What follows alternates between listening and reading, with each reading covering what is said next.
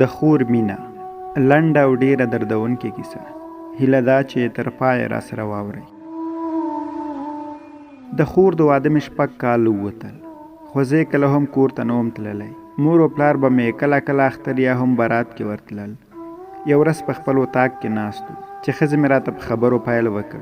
سړیه خفه نه شې، خو تا ستا خور چې دلته راځي بچي د ټول کور حالات خراب کړي، خرچې ډبل شي او کور هم ګډوډ کړي.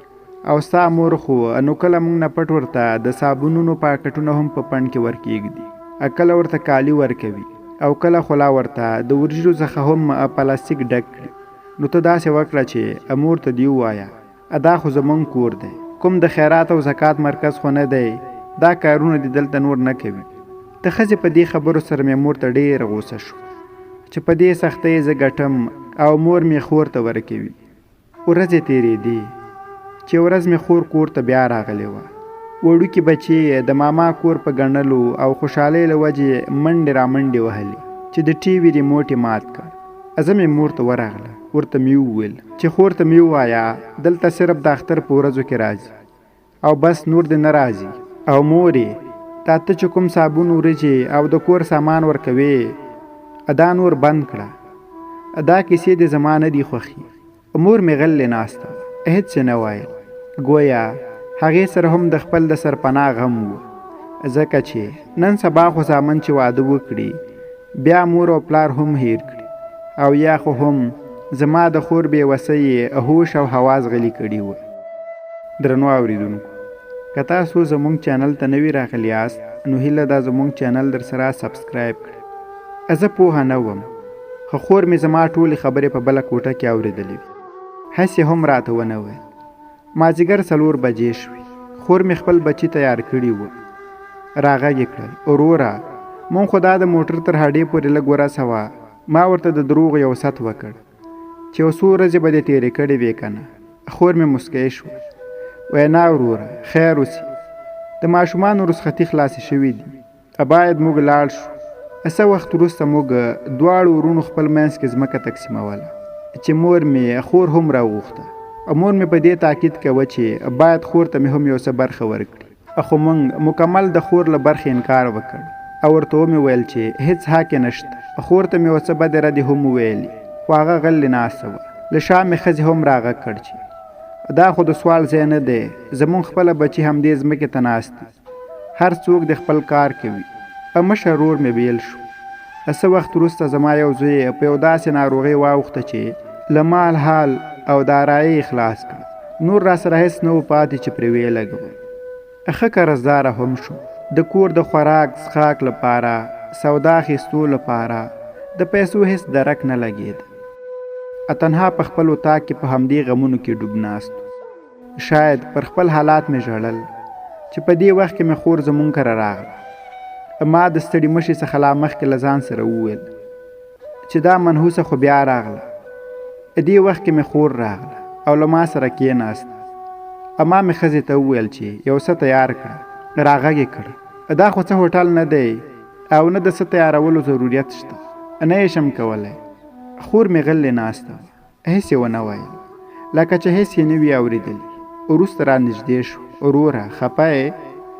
په سر یې راته لاس کېښود، راته په نرمه او غلې لهجه یې پیل وکړ. وروره مشره خور یم، ته مې په غېږ کې رالوی کړی، پوهېږم مشکلاتو راحصار کړی.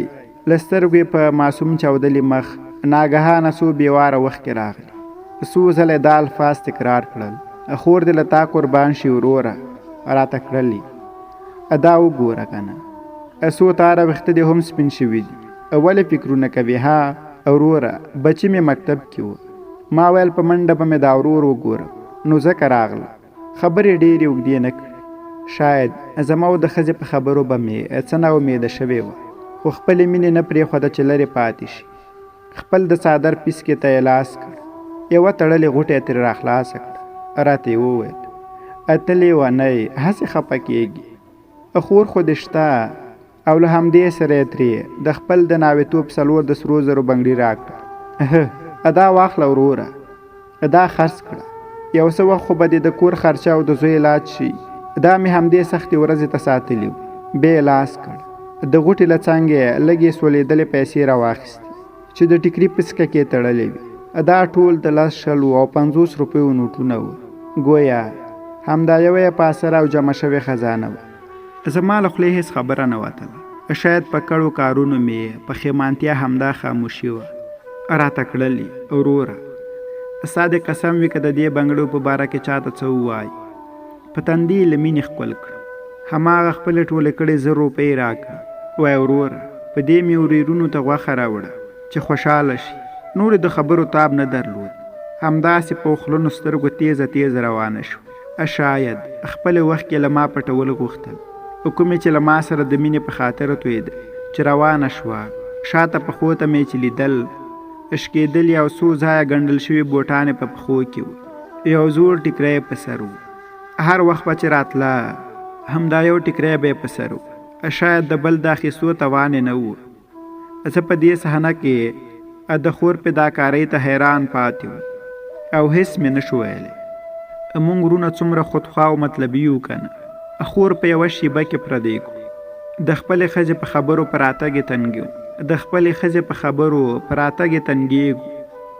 حال دا چې د خور د کال پس راتګ د خوشحالۍ هیلې همدې څو ورځو ته وي. موږ یې هېڅکله نه درک کوو. خو دوی ټوله ورځ د ورور په فکر کې وي او لږ ذره درد یې هم نشي زغملی. د حقیقت په پوهېدو او دې حالات سره ما په لاس کې د خور بنګړي نیولي وه او په غیر ارادي شکل مې په چغو چغو وژړل.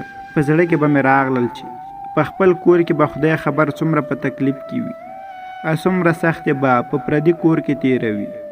خو موږ ورسره څه کوو؟ ورونه خواږه وي نه بېلېږي. که چورنداري خواږه ورونه بېلوي نه. خویندې د پلار له کوره څه وړي؟ خواره زلفان په اوږو وړي په ژړا ځینه.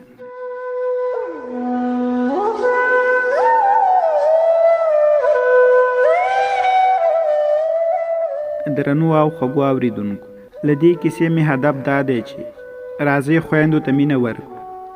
د حال احوال پوښتنې وکړو. یوه شیبه ورسره کښېنو. همدا یوه شیبه ناسته شاید د کور ډېر غمونه هیر کړي. کور ته په راتګ رحمت وګڼو نه بوج او د خپلو ټولو مسلمو حقوقو څخه یې برخمنې کړو. په رب باور وکړئ خویندې لکه په رښتې ورونو ته معصوم زړه او اراده لري. نو قدر یې وکړئ. هیله ده چې کیسه مو تر پایه راسره اورېدلې وي. د نورو خوندورو کیسو لپاره زموږ چینل در سره سبسکرایب کړئ. د لنډې کیسې پای.